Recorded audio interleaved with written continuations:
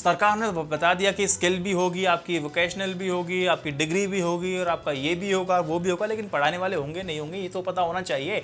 स्थितियां बड़ी गंभीर रही हैं। अगर मैं ऐतिहासिक उस पर जाऊं, पीछे जाऊं, तो हम देखेंगे कांग्रेस की सरकार से भी अगर आप देखेंगे 1951 में एक आर्टिकल 45 में साफ तौर पे कहा गया था, अकॉर्डिंग टू आर्टिकल 45 कि जब कॉन्स्टिट्यूशन बनेगा उसके 10 साल बाद तक 14 साल के बच्चों को फ्री शिक्षा हमें देनी है।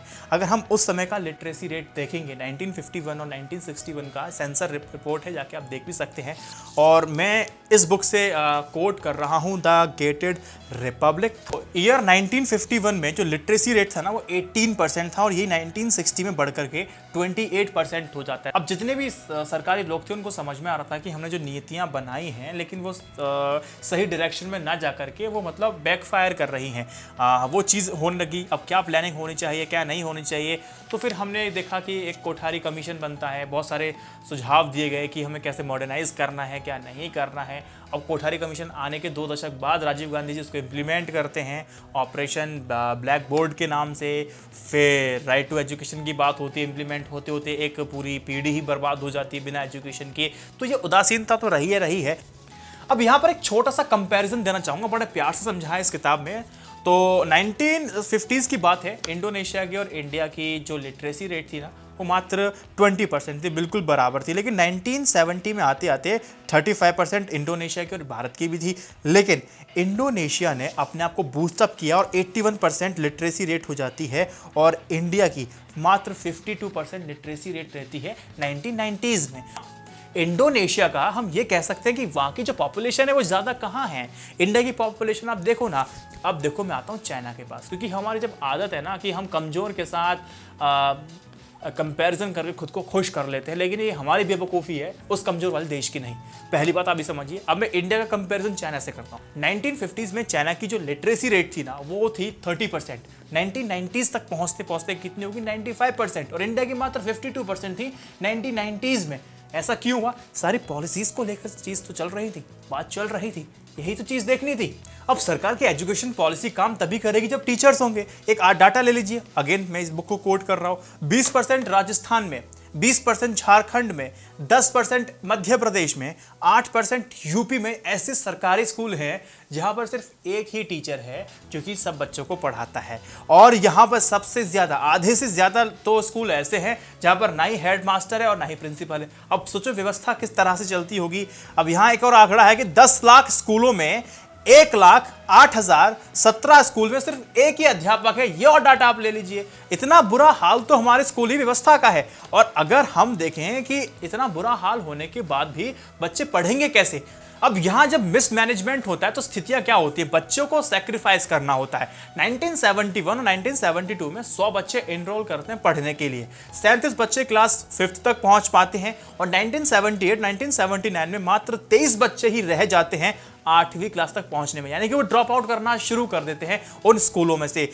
यहाँ पर साफ तौर पे एचआरडी की रिपोर्ट ये भी बताती है कि 10 बच्चों ने क्लास 1 में एनरोल किया, 6 लोग सिर्फ क्लास 8 तक पहुंच पाए और आधे से ज्यादा लोग तब निकल गए जब वो क्लास 10 तक आए, यानी कि ड्रॉप आउट करें। जब मिसमैनेजमेंट होता है ना तो स्थितियां आप बच्चों की भविष्य के साथ खेलना शुरू कर देते हैं। ये बात भी आपको पता ही है और लगातार हम सुनते आ रहे हैं। आम आदमी पार्टी ने भी साफ तौर पे कह दिया है कि जो ये पॉलिसी है वो प्राइवेटाइजेशन की तरफ बहुत ज़्यादा जो स्कूल्स हैं उनको बढ़ावा देने वाली है। हम देखें पिछली शताब्दियों से ऐसा नहीं है कि सिर्फ यही सरकार प्राइवेट के लिए ही कर रही है। 1990s के बाद हमने देखा है कि लगातार जो प्राइवेट जो स्कूल्स हैं उनमें लगातार बढ़ोतरी हुई है। जो सरकारी स्कूल्स हैं उनकी ग्रोथ कम हुई है और प्राइवेट की ज्यादा हुई है। सरकार ने नीतियां उस तरह से बनाई है ताकि सबसे ज्यादा बढ़ावा इन प्राइवेट स्कूल को दे दिया जाए। प्राइवेट स्कूल का हिसाब किताब क्या है दोस्तों? सबसे सिंपल बात यह है कि ये तो अनाप शनाप फीस लेते हैं। सरकार कहती है कि हाँ हम फीस कंट्रोल करेंगे, लेकिन क्या कंट्रोल आप करेंगे? अब प्राइवेट में हिसाब किताब क्या होता है? बेहताशा पैसे लेते, दिखाते आपको सपने हैं और बेचते क्या है? कुछ भी नहीं। तो कहते हैं कि रद्दी जाकर बेचो, पैसा कमाने हैं तो नौकरी नहीं लगने वाली है। तो वहाँ जो अध्यापक होते हैं वो किसी को उठा के रख लेते हैं, कोई मिनिमम क्वालिफिकेशन नहीं चाहिए। कम से कम सरकारी स्कूल में ऐसा तो है कि आप नेट क्वालिफाइड है तभी आप असिस्टेंट प्रोफेसर बन पाएंगे, अगर नहीं है तो नहीं बन पाएंगे। लेकिन वहाँ पर यह है कि हाँ आपने अप्लाई किया था नेट में, हाँ किया था, पास हुए, नहीं हुए, आ जाओ पढ़ाई बच्चों क्या है। तो इस तरह से क्या ना एक पूरा एक बिजनेस है। और अगर आप व्यवसाय कुछ देख करके, अगर आप शिक्षा को जोड़ के देखेंगे तो फिर आप भारत को सुनहरा भविष्य देंगे। तो ये मेरी और आपकी बेवकूफ़ी होगा ऐसा समझना। तो हमने लगातार देखा है पिछली सरकार से लेकर इस सरकार में बढ़ावा प्राइवेट स्कूल को मिला है।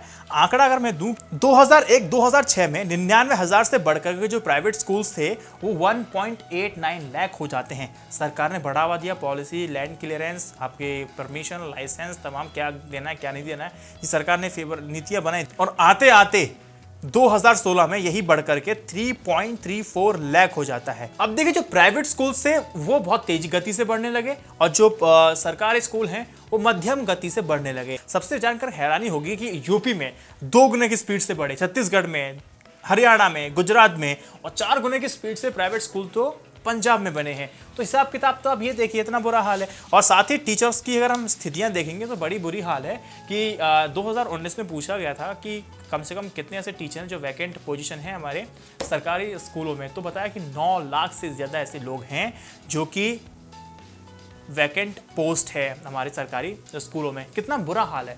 अब वैकेंट पोस्ट एक अलग चीज़ लगा लीजिए और साथ ही आप ये लगा लीजिए जो टीचर एब्सेंट होते हैं, क्योंकि कई सारी रिपोर्ट आई है इसमें पता चलता है कि टीचर एब्सेंट हो रहे हैं। टीचर एब्सेंट इसीलिए हो रहे हैं क्योंकि वो डीमोटिवेटेड हैं। एक तो वर्कलोड बहुत ज़्यादा मिल जाता है और तीसरा एक जो हमारा सिस्टम का जो आईना है वो भी ये दिखाता है कि बिना जाए भी पैसे मिल जाते हैं। एक व्यक्ति 3-3 जगह नौकरी कर रहा है, 3-3 जगह से पैसे ले रहा है और किसी को दे भी रहा है। दैनिक जागरण का अगर आप 2 दिन पहले का अखबार खोल के देखेंगे तो छोटा सा कॉलम में आया है कि एक व्यक्ति 3-3 जगह नौकरी कर रहा है।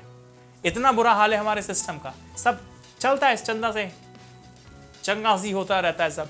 तो इसको उदासीनता इसमें हमारी और आपकी नहीं रहनी चाहिए। तो ये स्थितियां हैं कुछ जिसको आपको हमें समझना होगा। और अगर मैं यहाँ पे आपको आंकड़ा दूं कितने सरकारी स्कूल्स हैं, कितने टीचर्स हैं, थोड़ा समझ लीजिए। 11 लाख सरकारी स्कूल हैं जिसको सेंटर और स्टेट दोनों मिलकर चलाते हैं। यानी कि 11 लाख स्कूल में तकरीबन 58 लाख के आसपास टीचर होने चाहिए। 10 लाख की वैकेंट पोस्ट है जो मैंने आपको बताया कि 2019 में राज्यसभा सांसद ने बता दिया कि 10 लाख के आसपास वैकेंट पोस्ट है। और उसके बाद हम देखते हैं कि कुछ टीचर एब्सेंट भी होते हैं। तो एब्सेंट होने के बाद तकरीबन 32 लाख टीचर हैं जो कि प्रेजेंट में काम कर रहे हैं। कहाँ रिक्वायरमेंट क्या है और क्या टीचर काम कर रहे हैं, इतना बुरा हाल है। जो टीचर काम कर भी रहे हैं ब्लैक बोर्ड पे जुगनू लिखते हैं, बताते जनवरी है। तो ऐसे भी टीचर है। सरकार ने बोला कि ठीक है हम जाकर के ट्रेनिंग देंगे, प्रशिक्षण देंगे, तमाम चीजें होने वाली हैं, लेकिन ये नाकाफी है नहीं है। सरकार की नीतियां तय करने वाली है, नीतियां लगातार सरकारें बनाती जा रही है। तो सबसे बुरा हाल यही है। अब ये एब्सेंट टीचर क्यों होते हैं आपको पता है, एक तो मिसमैनेजमेंट में आपको पहले मैंने बताया, इंसेंटिव को नहीं मिलता है, डीमोटिवेटेड बहुत ज़्यादा रहते हैं, पढ़ाई के अलावा इनसे सारे काम करवा ली जाते हैं, इसकी वजह से भी। और जो सरकार बताती है, जो इनकी एचआरडी मिनिस्ट्री की रिपोर्ट बताती है, एक तो ये है कि एक तो दूरी बहुत ज़्यादा होती है जिसकी वजह से ये लोग नहीं आते हैं, बीमार होते हैं, कल्चरल चीज़ें करते हैं, पैसा इतना ज़्यादा इनके पास नहीं होता है, और ये अदर इकोनॉमिक एक्टिविटीज़ करते हैं जैसे कि फार्मिंग करना शुरू कर दिया, ट्यूशन करना शुरू कर दिया, स्टिचिंग करना शुरू कर दिया, इसलिए स्कूल में नहीं आते। इसलिए बहुत ज़रूरी है कि सरकार को ना इलेक्शन की रैली पे जितना लोग खर्च करते हैं ना, वो पैसा बचा करके ना अध्यापकों को बांट दिया जाए, उनको इतनी सैलरी दे दी जाए कि वो ट्यूशन पढ़ाने तक की ना सोचें। आज हम देखेंगे लाखों की लाखों संख्या में ये पूरा एक नेक्सस बन चुका है। कोचिंग सेंटर खुल चुके हैं। इस कोचिंग सेंटर की आवश्यकता नहीं है क्योंकि टीचर अपना पूरा मन लगा करके तभी पढ़ाएगा जब उसके पास आर्थिक तौर पर परिपूर्ण पर्याप्त मात्रा में पैसा होगा। जब पैसा नहीं होगा तो फिर अलग अलग इकोनॉमिक एक्टिविटीज़ के सारे भैया घर पाल चलाना ही चलाना है। विदेशों में अगर आप देखेंगे वहाँ पे तनख्वाह इतनी होती है वो सोच ही नहीं पाते कि दूसरे में काम करना भी है या नहीं करना है। तो विदेशों में हमें पढ़ाई बहुत अच्छी रहती है क्योंकि वहाँ पैसा अध्यापकों को ज़्यादा मिलता है। तो भारत के अंदर भी ऐसा होना चाहिए, पहली बात। लिटरली विच आई मीन, जो मुझे लगता है कि ऐसा होना चाहिए। आपको जो लगे ना लगे मुझे कमेंट सेक्शन में ज़रूर बताइएगा। और साथ ही अब टीचर हम देखेंगे तो अब सरकार ने हायरिंग बंद कर दी है। और सबसे बड़ी प्रॉब्लम ये है कि जो teacher as a guest teacher आता है वो ढंग से नहीं पढ़ाता है, क्योंकि सरकार को फ़ायदा है गेस्ट टीचर रखने में, क्योंकि एक सरकारी टीचर को जितना पैसा देंगे उतने में 4 गेस्ट टीचर रख सकते हैं। गेस्ट टीचर मन से नहीं पढ़ाता, उसको पता है आयाराम गयाराम वाला स्थिति मेरे साथ होने वाली है। आज मैं मन से नहीं पढ़ाऊँगा, आज नहीं पढ़ाऊँगा, दूसरे चला जाऊँगा, दूसरी जगह वहाँ पढ़ा दूँगा, पैसा कौन सा इतना ज़्यादा मिल रहा है मुझे। तो वहाँ ना बच्चे की ज़िंदगी के साथ खिलवाड़ होना शुरू हो जाती है। तो ये चीज़ जो मेरे मन में थी मैंने आपको बता दी, और बाकी आपको क्या लगा मुझे बताइएगा। साथ ही सरकार ने बोला है कि ऑनलाइन एजुकेशन को ज़्यादा बढ़ावा देंगे और देने वाले हैं, तो ये भी काफ़ी अच्छा कंसेप्ट है। लेकिन हमने देखा लॉकडाउन में क्या स्थिति रही है कि इंफ्रास्ट्रक्चर कनेक्टिविटी कुछ भी नहीं है, पहली बात।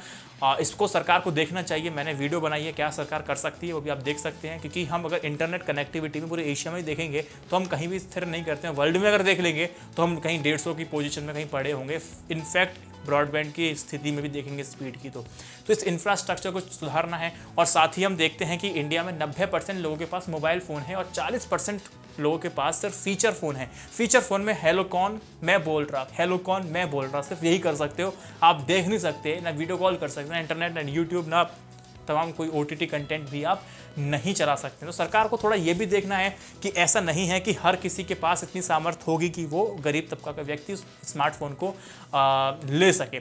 बहुत सारे ऐसे एग्जाम्पल है। एक कांस्टेबल ने बेचारे ने सुसाइड किया था।